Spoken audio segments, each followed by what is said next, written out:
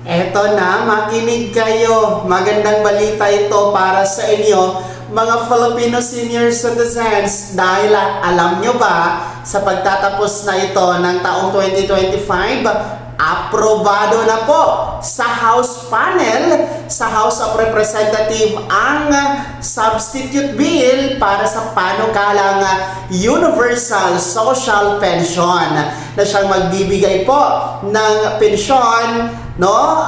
Anuman ang status sa buhay, indigent o hindi, kasama lahat.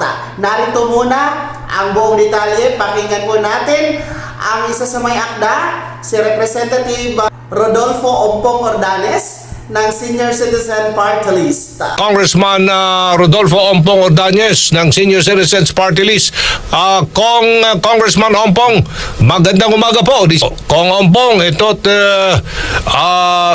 full support ang National Commission of Senior Citizens dito po sa substitute bill dyan po sa mababang kapulungan para i-expand po mga benepisyo and strengthen social protection sa ating mga Filipino senior citizens. Lalong-lalo na ito pong kanilang monthly pension, Universal Social Pension, para bigyan po ang ating mga kababayan, mga nakatatanda ng regular pension regardless of income status. Opo, ano pong update dito, Kong Ompong?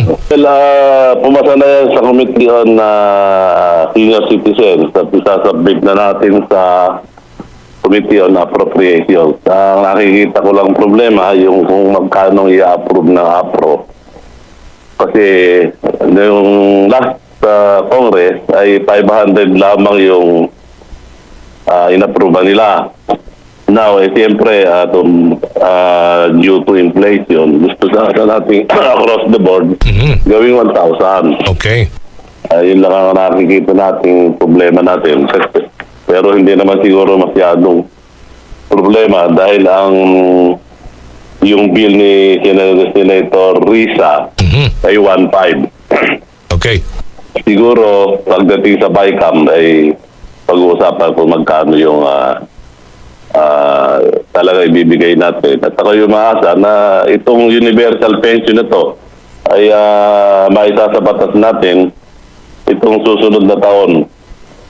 Opo. Kasi yan ang matagal nang inaasam ng ating mga senior citizens. Opo. Sapat lang ho ba indigent and non-indigent senior citizens monthly pension of 1,000 pesos sa tingin ninyo? Alam mo, sa tingin namin ay kulang talaga. Pero ang problema nga pagdating sa DBM, palagi na lang tayo parang nanlilimos tayo sa gobyerno. Tinitipid eh.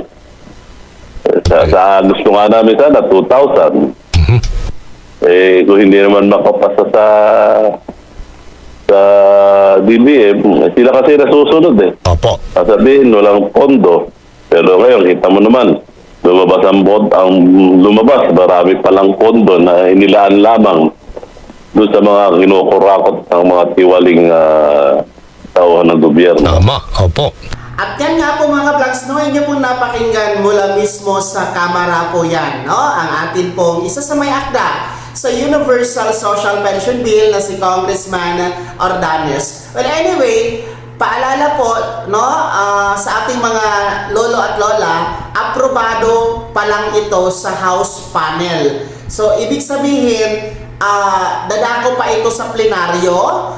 Kung ma-approve po sa plenaryo, ay dadako ito sa Senado mga vlogs at dadako ito sa Pangulong Bongbong Marcos para kanyang pirmahan para maging isang ganap na batas. Pero ngayon kasi magandang balita ito kasi nga sa House panel ay talagang aprobado na ito and pinipilian na po nila kung magkano ang halaga na ibibigay na monthly pension para sa ating mga nakakatanda. Kasi iba-iba. Meron pong 1,000 piso na monthly pension. Yung kay Senator Hontiveros naman po na bill ay 1,500 pesos monthly. Then yung kay Senator Erwin Tolfo ay nasa 2,000 piso monthly.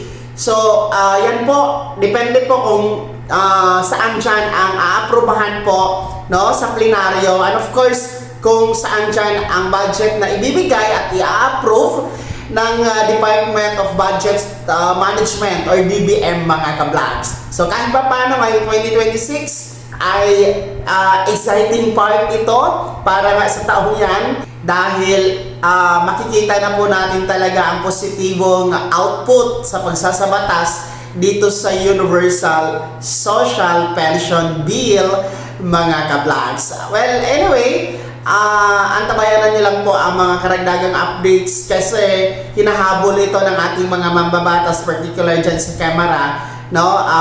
Para po maibigay na talaga sa inyo ang buwan ng pensyon, no? Para sa lahat ng mga lolo at lola, wala nang pipiliin, wala nang maiiwan, no, kasama na po na makakatanggap ng pensyon mula sa gobyerno. Kayo po, mga lolo at lola, ano po yung komento sa balitang ito?